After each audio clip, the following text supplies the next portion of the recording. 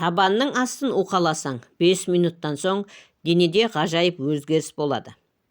Табан уқалаудың рефлекс терапия пайдасы. Бірінші, адам денесінің барлық мүшесіне тікелей әсер етеді. Табанда 7000-нан астам жүйке ұшы орналасқан.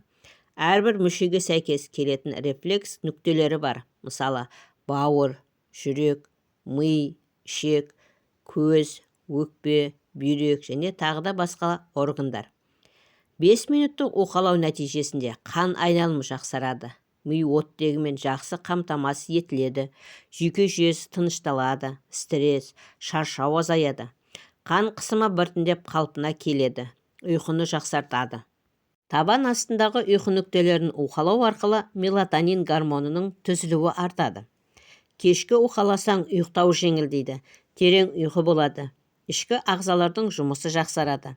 Асқазан, бауыр, ішек, бүйрек бәрі нүктелері табанда орналасқан. Жүйелі уқалау ас қорытуды жақсартады. Ісіну азаяды, энергияны арттырады, әлсіздік азаяды. Табан уқалау энергетикалық меридиандарды қозғайды. Адам бойында сергектік пен жеңілдік пайда болады. Суықтап қалудан қорғайды.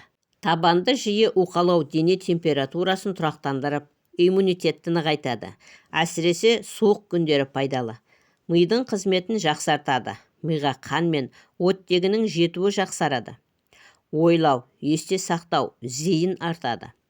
Қашан және қалай уқалаған дұрыс? Таңертең сергіту энергиясын алу үшін.